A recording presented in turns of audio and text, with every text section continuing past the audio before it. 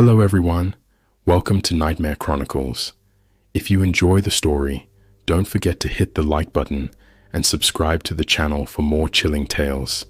Now get comfortable and relax. For the best experience, grab your headset. It was the summer of 2006, in the small town of Ipswich, Suffolk. The air hung heavy, as if the heat itself had secrets. My parents were out for the weekend, leaving me alone in the house. It had been 2 years since my sister Emma had died. A car accident, sudden, violent. And ever since then, I'd felt a weight on me, a gnawing feeling that I hadn't said goodbye, that there were things left unsaid between us. It was on one of those sleepless nights that I remembered the Ouija board Emma and I had bought as a joke one Halloween. We'd never taken it seriously, but now, alone in the quiet creaks of our empty house, I found myself drawn to it. I'd been reading stories online, accounts of people contacting their lost loved ones. I thought maybe I could reach out to her, just to know if she was okay. Around 11:45 p.m., with only the dim light of a desk lamp, I placed the board on the living room table. My fingers hesitated over the planchette as I whispered, "Emma, are you there?" Nothing happened. The room was still, apart from the distant rustle of wind outside the window. I was about to give up when the temperature in the room dropped. Cold air brushed against my neck. My heart raced. The planchette began to move, slow at first, then quicker. "YES." I froze, staring at the board. I couldn't believe it. This couldn't be real. My hands trembled as I asked again, "Emma, is it really you?" The planchette moved faster this time.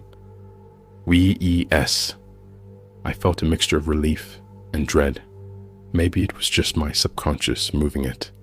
But then I heard it, the faint sound of something upstairs. It was subtle, like a floorboard creaking, but it was enough to send chills down my spine. I gathered my courage and continued, "Are you okay?" The board responded quickly, "NOTHERE,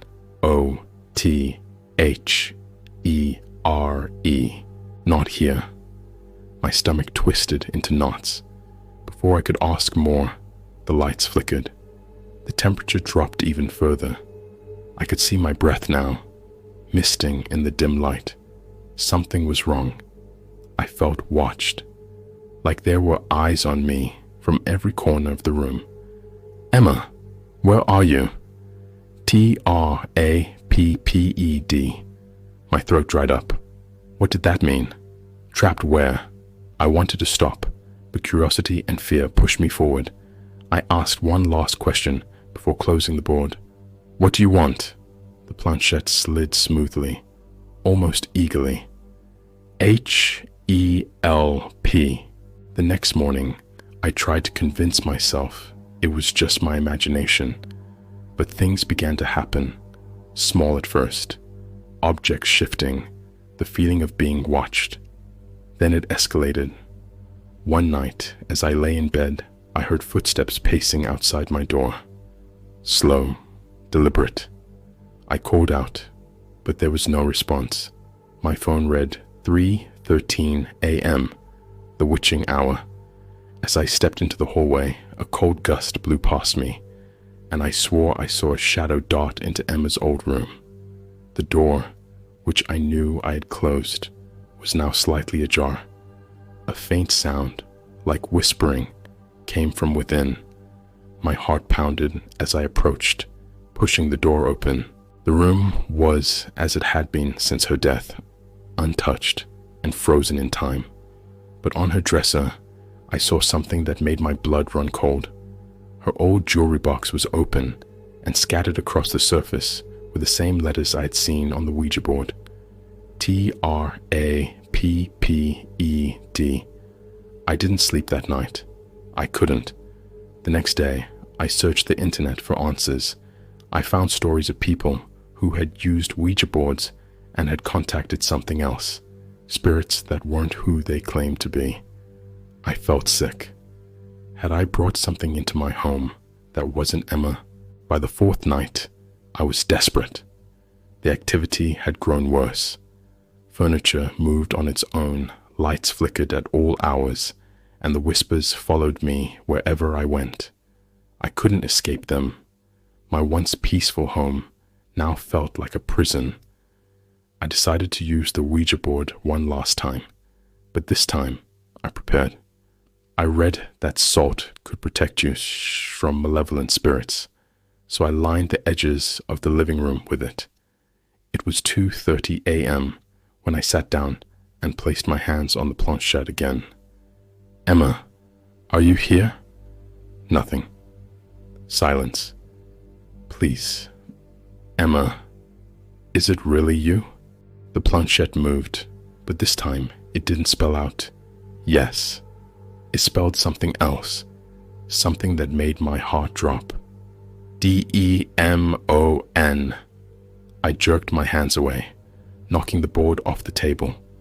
Suddenly, the room grew unbearably cold. The lights went out, plunging the room into darkness. The whispers grew louder, and I heard a voice, clear and distinct. It wasn't Emma's voice. It was deep, guttural. "You let me in." I scrambled to my feet, racing upstairs to grab my phone, but the door to my bedroom slammed shut. I heard footsteps, heavy, deliberate, coming up the stairs behind me. I pushed against the door with all my strength, but it wouldn't budge. Then, everything stopped. Silence. The house was still. I don't remember what happened next. I woke up the following morning, lying on the living room floor. The Ouija board was gone, and the salt had been scattered across the room. I haven't touched a Ouija board since that night, and I moved out of that house shortly after. I've never experienced anything like it again, but sometimes late at night, I still feel that cold gust of air, as if something is watching me. I don't know what I let into my life that night, but it wasn't my sister, and I'll never make that mistake again.